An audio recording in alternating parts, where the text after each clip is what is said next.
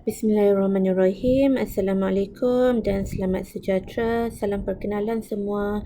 Anda bersama dengan saya, Cikgu Ziha dalam kelas matematik. Okey, pada hari ini kita akan belajar tentang bab 1 nombor nisbah. Okey, dalam bab ini anda akan belajar tentang integer. Apakah itu integer? Okey, integer sebenarnya adalah nombor bulat positif atau nombor bulat negatif termasuk sifar. Bagi anak-anak yang tak tahu, apakah maksud nombor bulat? Okey, cikgu bagi contoh nombor bulat. Okey, 1, 2, 3, 4 dan seterusnya. Tak kisahlah sampai 100 ke 1000 ke, semua ni kita panggil sebagai nombor bulat.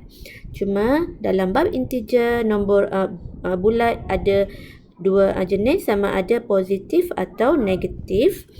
Okey, selain daripada nombor bulat, dia bukan integer, iaitu kalau dia perpuluhan. Okey, dan kalau dia pecahan. Okey, dua ni dia bukan integer. Ingat ya. Okey, cikgu bagikan beberapa contoh. Okey, dalam bulat-bulat hijau ni awak boleh tengok. Okey, bila kita cakap nombor bulat positif, kita boleh tulis nombor tersebut. Contoh kat sini ada positif 6. Kita boleh tulis dia positif 6 atau kita boleh tulis dia 6 sahaja. Dua-dua ini bermaksud dia adalah positif. Dia adalah integer positif. Okey, so positif 6 ni betul lah integer. Bagi nombor negatif, okey, dia perlu ada simbol tolak di hadapan. Contohnya negatif 7. Ni juga adalah integer. Dia adalah integer negatif. Okey, tengok contoh bawah sini. Positif 4/2. Dia bukan integer sebab dia adalah nombor perpuluhan. Okey, negatif 3/4. Dia juga bukan integer sebab dia adalah pecahan. Okey, 10. 10 dia adalah integer positif sebab dia nombor bulat. Tak tulis tambah depan tak apa, tambah tulis tak tulis tak apa. Okey, so betul juga dia adalah integer. 1/2 ni pun bukan sebab dia pecahan. Negatif 0.1 dia pun bukan integer sebab dia adalah perpuluhan. Okey, boleh faham ya apa maksud integer? Seterusnya kita tengok bagaimana kita nak kenal pasti nombor positif dan nombor negatif berdasarkan situasi seharian. Okey, cikgu ambil contoh. Contoh.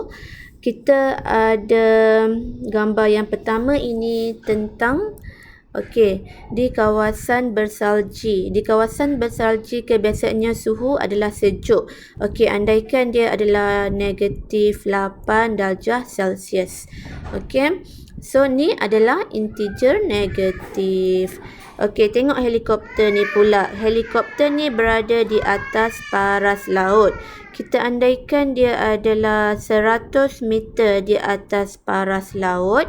Okey, jadi kita boleh tulis dia sebagai positif 100.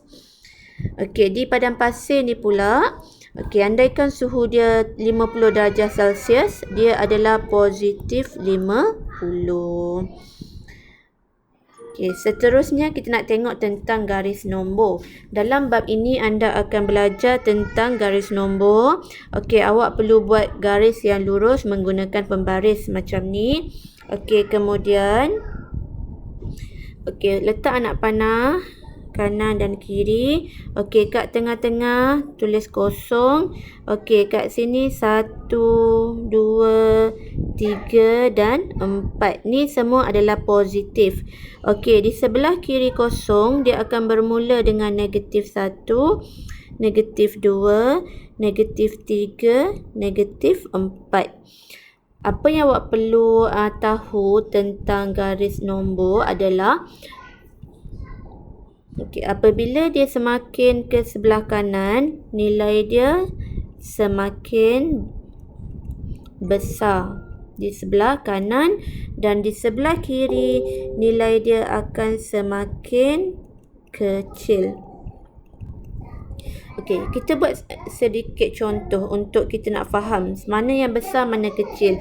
Dalam soalan yang sekarang ni, cikgu nak awak pilih yang besar sahaja. Okey, kita nak pilih besar sahaja ya. Okey, contoh di antara 1 dengan 4. Mana yang lagi besar? Okey, pastinya jawapan dia adalah 4. Okey, cikgu nak tukar kepada nombor negatif. Di antara negatif 1 dengan negatif 4. Mana yang lebih besar?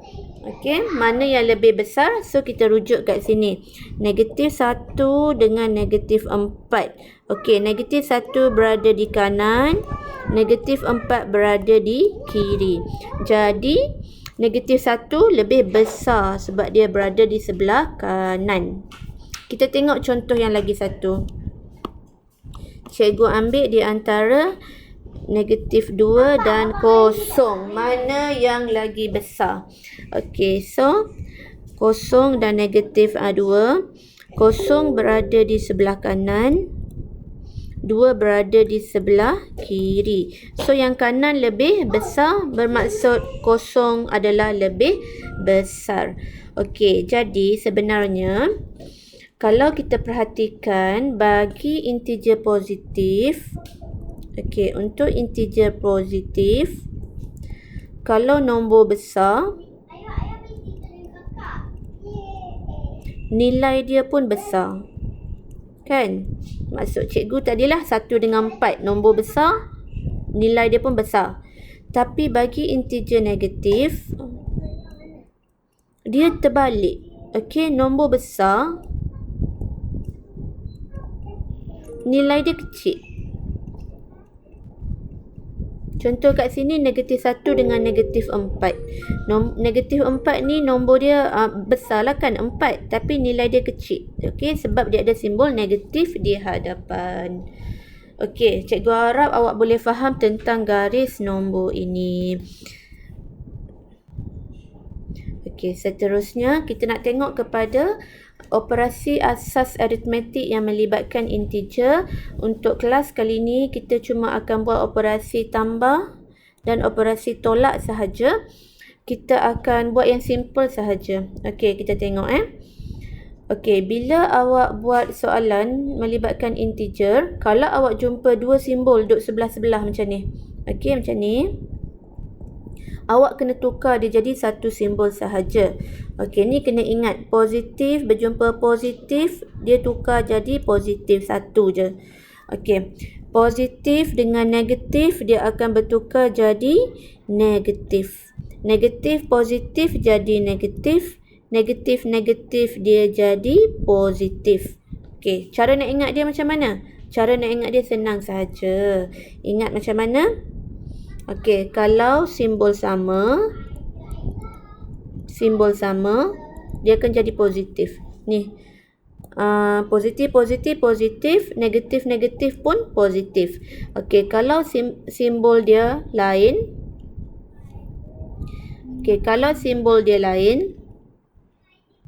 dia akan jadi negatif. Tu kaedah nak ingat dia. Okey, kita tengok latihan. Okey, ni tips sahaja ya, untuk awak ingat. Okey, 6 tambah positif 3. Tambah-tambah, simbol dia sama kan? So, dia akan jadi tambah lah. So, kat sini 6 tambah 3, awak terus dapat 9. Okey, kat sini soalan contoh kedua, 6 tambah negatif 3. Tambah tolak, dia akan jadi tolak. So, sama dengan tulis kat bawah, 6 tolak 3, awak dapat jawapan awak 3. Okey, macam tu sahaja. Yang penting perlu jadikan daripada dua simbol ni jadi satu simbol sahaja. Okey, tengok contoh seterusnya ya. 14. Okey, latihan A. Selesaikan yang berikut. Yang pertama, 14 tambah negatif 8. sama dengan berapa? So, tambah tolak. Tadi kan cikgu cakap simbol berlainan dia akan jadi negatif kan? So, sama dengan 14 tolak 8. Awak dapat jawapan 6. Okey, awak dah di sekolah menengah, kaedah penulisan sama dengan perlu turun bawah. Cikgu ambil contoh kalau awak buat macam ni. Awak buat sama dengan kat tepi macam ni, cikgu tak terima.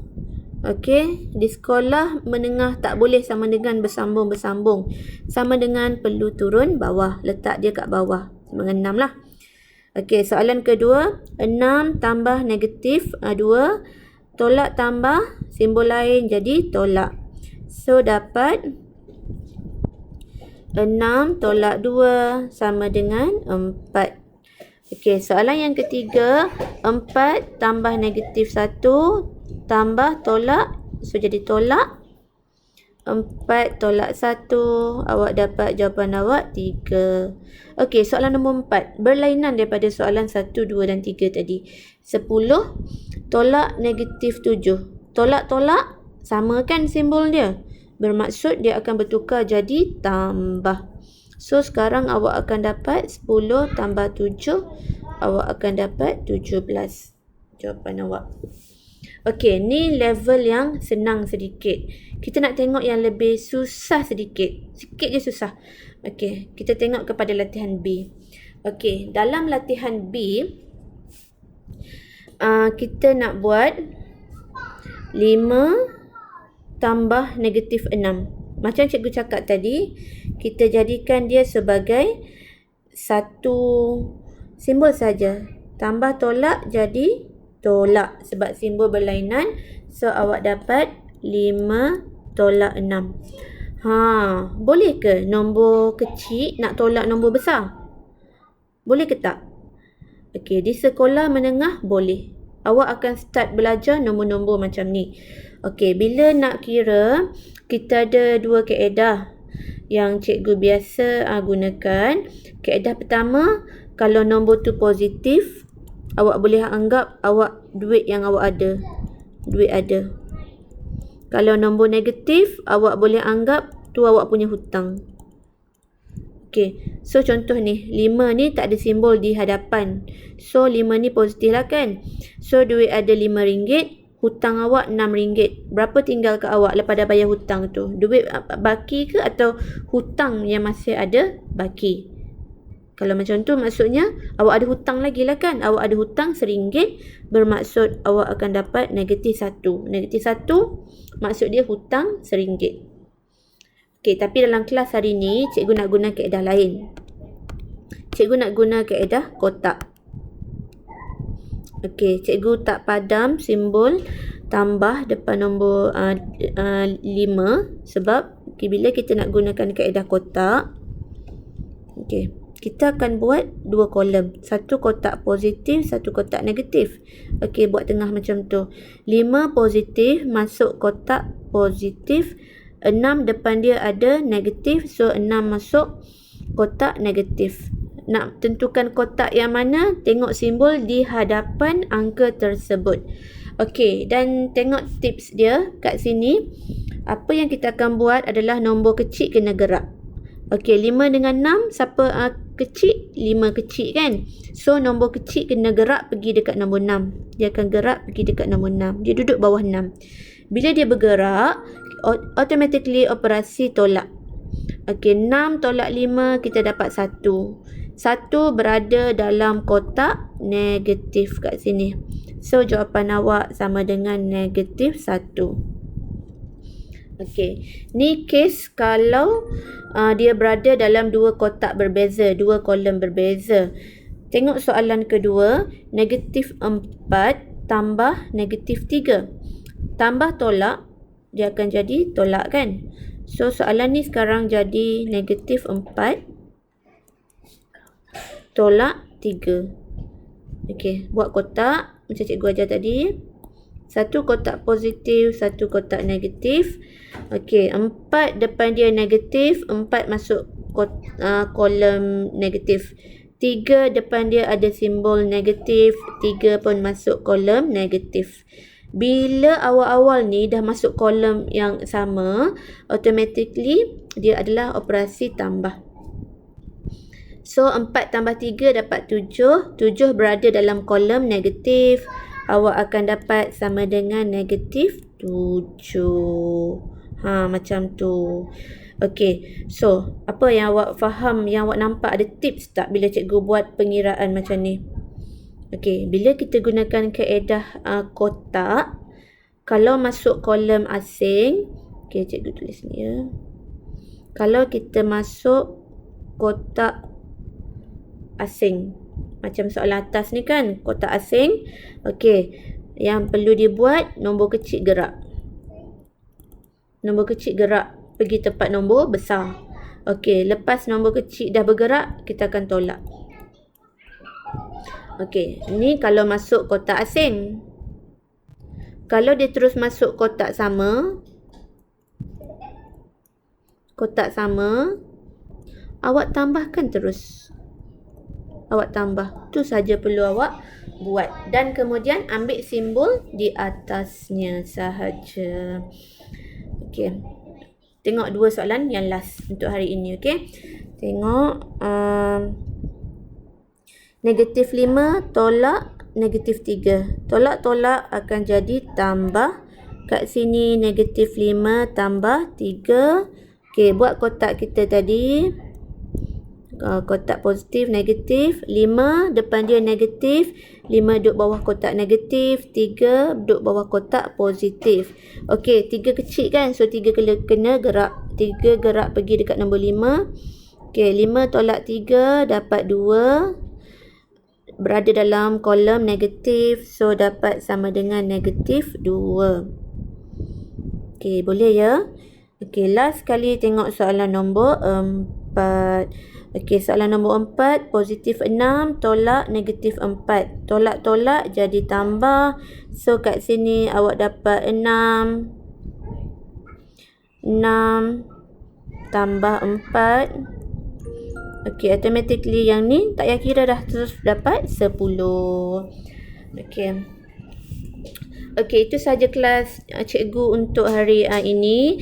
Terima kasih untuk yang menonton. Cikgu harap awak faham. InsyaAllah kita berjumpa lagi pada kelas yang akan datang. Terima kasih.